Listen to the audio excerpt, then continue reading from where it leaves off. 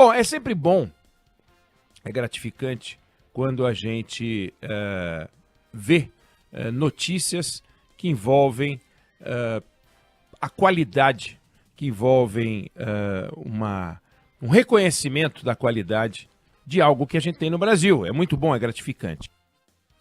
E saiu um levantamento hoje, a gente pode conferir nos jornais de hoje. O Brasil é o país da América Latina com o maior número de graduações avaliadas entre as 50 melhores do mundo na sua área. São 22 cursos nessa situação.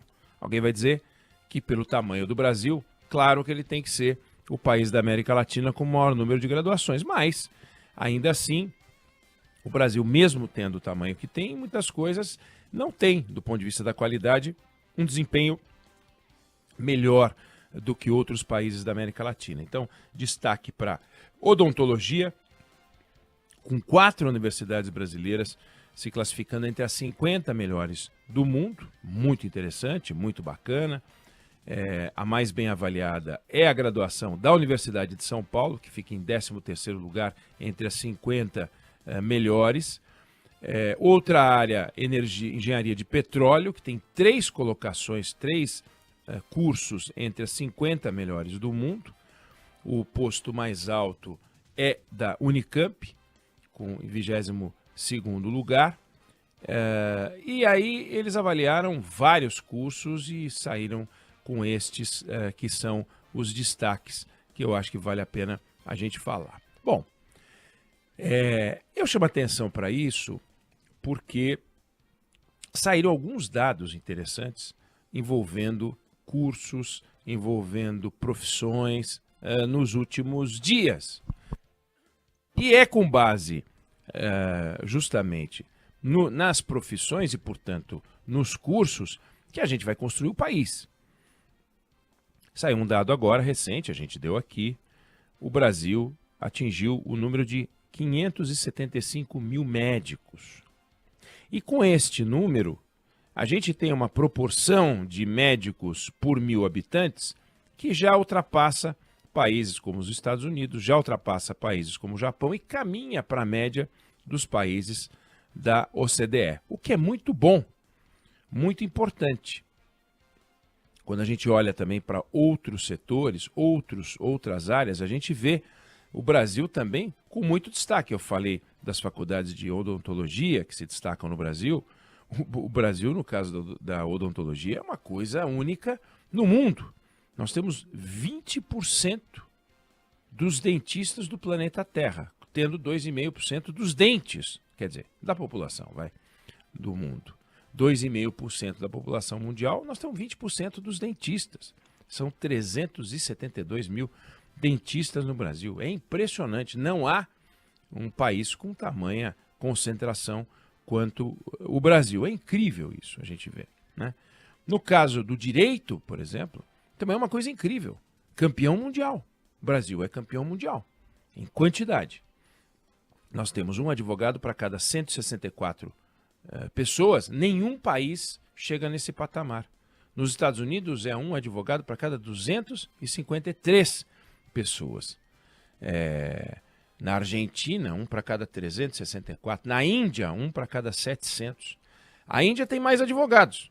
Nós temos 1.300.000 advogados, eles têm 2 milhões, mas a população deles é tão maior que a concentração de advogados na Índia é menor do que no Brasil. O Brasil tem mais da metade dos cursos de direito do planeta Terra. Às vezes a gente fica meio atrapalhado quando ouve essas coisas, né? 20% dos dentistas do mundo tendo 2,5% da população, mais da metade dos cursos de direito do planeta Terra tendo 2,5% da população. E no caso das faculdades, no caso dos médicos, o Brasil está formando 50 mil médicos por ano. Nós estamos indo para 400 escolas e tem mais 450 pedidos de escola aguardando liberação. Nós estamos com 389 escolas de medicina. Nos Estados Unidos tem 192 escolas de medicina.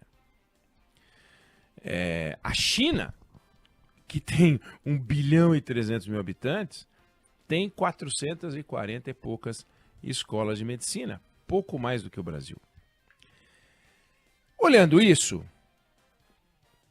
a pergunta é a seguinte: o Brasil está formando gente com a qualidade necessária para poder prestar um serviço digno e dar para a sociedade um retorno? E aí temos um desafio grande. Em algumas áreas temos um desafio até quantitativo. Por exemplo, engenharia. A estimativa é que nós precisamos formar mais 500 mil engenheiros para nos próximos anos conseguir suprir a necessidade. A área de tecnologia de informação, computação, faltam profissionais. Então, ao contrário do que acontece na medicina, ao contrário do que acontece na odontologia, ao contrário do que acontece no direito, nessas áreas está faltando gente. Está faltando gente. Então, na dúvida onde se formar, saiba que tem uma carência de pessoal nessas áreas que eu falei. Engenharia, tecnologia de informação, computação, aí está faltando profissional. Mas nessas onde a gente tem muito profissional, a gente tem um desafio da qualidade. E o Brasil vive isso em todas as nossas áreas, o desafio da qualidade. A gente consegue suprir muitas vezes a quantidade sem conseguir enfrentar o desafio da qualidade. Por exemplo, a Ordem dos Advogados do Brasil entende que dessas 1.898 escolas, olha só, 1.900, vai, cursos de direito no Brasil, só 11% tem uma qualidade boa. Puxa vida, não te parece pouco? 11% apenas das escolas de direito tem um nível que a Ordem dos Advogados do Brasil considera boa. Bom, aliás. É muito pouco. 11% é muito pouco. Se fosse 80%, 90%. Mas 11% apenas das faculdades são consideradas de boa qualidade. É pouco. Quando a gente vai para as faculdades de medicina, nós tratamos desse assunto aqui outro dia, o Conselho Regional de Medicina de São Paulo resolveu fazer uma prova anos atrás, a gente fez por algum tempo, acho que parou, com os recém-formados, para ver o que eles apreendiam do conteúdo da faculdade e acertavam. E foi um desastre. Foi um desastre. Dificuldade para entender e reconhecer um caso de diabetes, não conseguiam decifrar uma mamografia. E quando eu falo não conseguiram decifrar uma mamografia, eu estou falando que 88% dos que foram testados. 88%. É muita coisa. O Dr. Raul Kutait, que é professor do Departamento de Cirurgia da Faculdade de Medicina de São Paulo, e o Carlos Deonero, consultor em saúde, eles escreveram um artigo em março a propósito do número de faculdades de medicina no Brasil que estavam preocupados, porque estavam achando que aquilo ali estava crescendo demais. E eles disseram, faltam professores qualificados, não é só na área de medicina, falta ambulatório e faltam hospitais em qualidade, em quantidade para poder fazer frente a essa busca pelo curso de medicina. Então ele entende que é preciso, entendem que é preciso conter a abertura desenfreada de mais escolas médicas para que se mantenha a qualidade.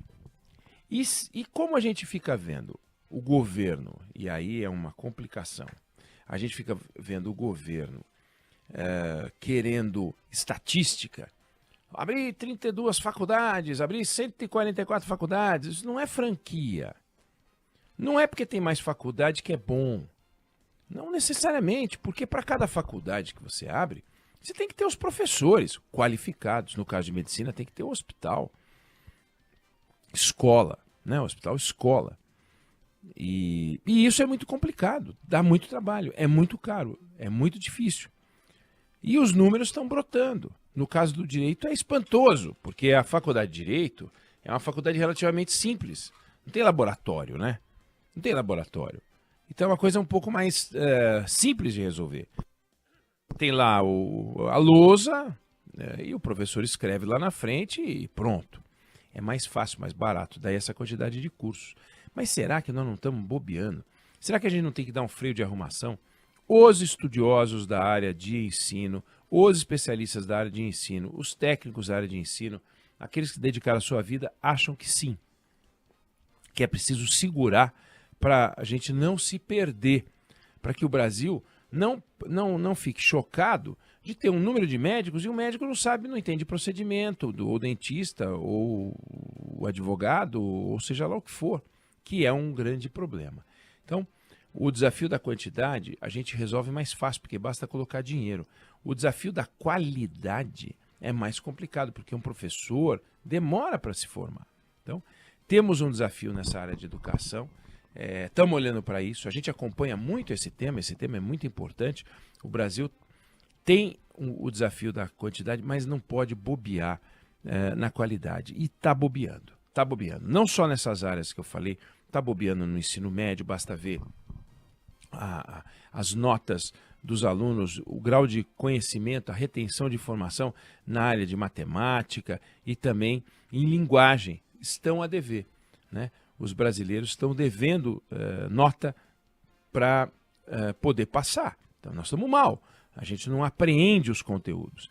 E nas faculdades, muita faculdade por ensino à distância. Então a gente está baixando demais a régua no Brasil.